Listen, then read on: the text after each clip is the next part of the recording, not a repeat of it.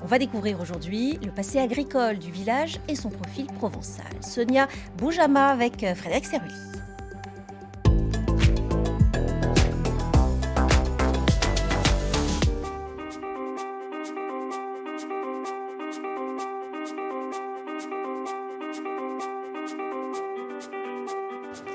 Un voyage dans l'histoire, une déambulation dans un village typiquement provençal, ça vous tente? Je suis devant l'hôtel de ville de Villeneuve-Loubet, ici à Villeneuve-Loubet village, car oui, il y a un village à Villeneuve-Loubet.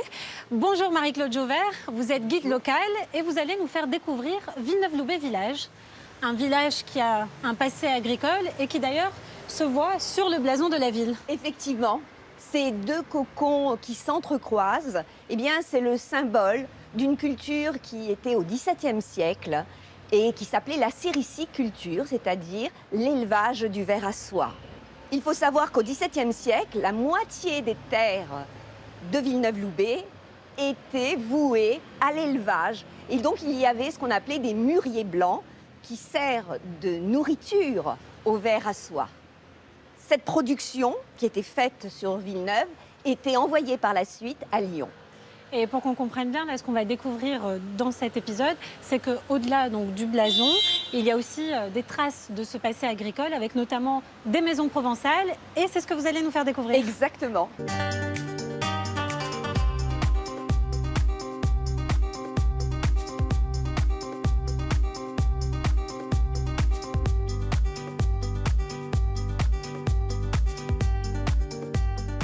Donc une maison provençale. Typiquement provençal. C'est ça, un peu un vestige du passé agricole de la ville. Exactement. Pourquoi? D'abord, la surface, qui est assez restreinte pour la construction de cette maison, qui va être tout en hauteur. Et chaque étage a une fonction spécifique. Si on va dans la cave, on va entreposer les tonneaux de vin, les tonneaux d'huile d'olive. Puis, lorsque on est au rez-de-chaussée, et si on pouvait ouvrir cette porte, on verrait sur la gauche une mangeoire. Preuve que les animaux venaient ici. Donc on avait l'âne, parfois on pouvait avoir le bœuf. La pièce au-dessus, c'est la pièce principale de cette maison, la cuisine. D'accord, la pièce principale. Donc. Exactement. La pièce au-dessus, la chambre. D'accord. Et la pièce tout en haut, le fenil.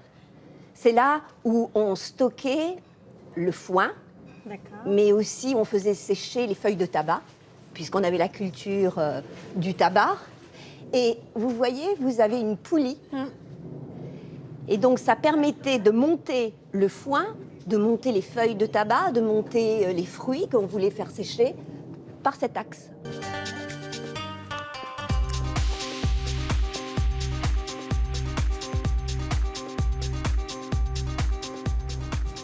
Marie-Claude, on ne peut pas aborder le passé agricole de Villeneuve-Loubet sans mettre en avant l'importance de l'eau. Et là, nous sommes dans un lieu qui le symbolise, c'est l'ancien lavoir de Villeneuve-Loubet. Effectivement. Et est-ce que vous avez regardé la date de construction de ce lavoir? Je crois que si on voit bien, c'est 1948, voilà. Ce qui est relativement récent dans l'histoire. Exactement, Comment exactement. on l'explique? On l'explique que d'abord, l'eau courante est arrivée assez tard au XXe siècle. Les maisons n'avaient pas d'eau courante. On était obligé d'aller au loup. Soit après, il y a eu des puits où on allait chercher l'eau. Donc vous pensez bien qu'au début, dans les années 1948, les femmes du village étaient obligées de venir au lavoir.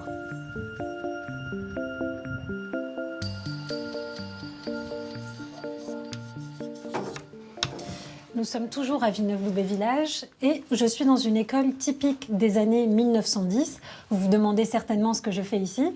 Et en fait, je vous propose un cours particulier, encore un cours d'histoire, dans l'histoire de Villeneuve-Loubet. Et pour l'occasion, j'ai un prof particulier, Georges Blé. Vous êtes un peu une mémoire vivante de Villeneuve-Loubet. 67 ans que vous habitez ici. C'est cela. Et dites-nous, où sommes-nous?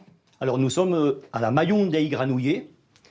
Et nous sommes dans la salle de classe de Fontbertrane, qui a été créée en 1907.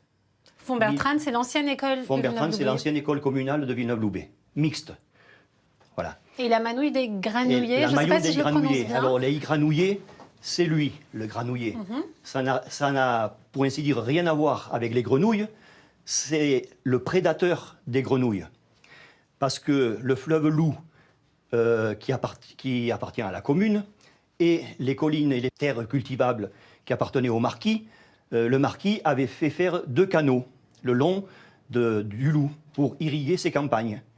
Et l'été, bien sûr que les batraciens, ça coassait tant que ça pouvait, et les Villeneuvois excédés, s'armèrent de fourches, de pioches, n'importe quoi, pour éradiquer la race. Et ils ont donc tué les granouillers. Donc on nous a appelés les mangeurs de grenouilles. Vous avez éradiqué les grenouilles. On a éradiqué les grenouilles, et en tant que mangeur de grenouilles, on a élu un héron. Un héron qui est en principe dans les marais. Voilà, c'est notre emblème. Et vous, à Villeneuve-Loubet, vous avez un rôle particulier à travers votre association. Vous faites en sorte de préserver les traditions Voilà, de le maintien des Villeneuve-Loubet. traditions. Et lorsqu'il y a des nouveaux arrivants, on essaie de leur faire prendre racine en les intéressant, en leur montrant comment nous vivions, comment vivaient nos anciens et comment nous vivons maintenant. Voilà. C'est la fin de cet épisode consacré à Villeneuve-Loubet Village. Moi, mon cours d'histoire continue. Je vais donc devoir vous laisser.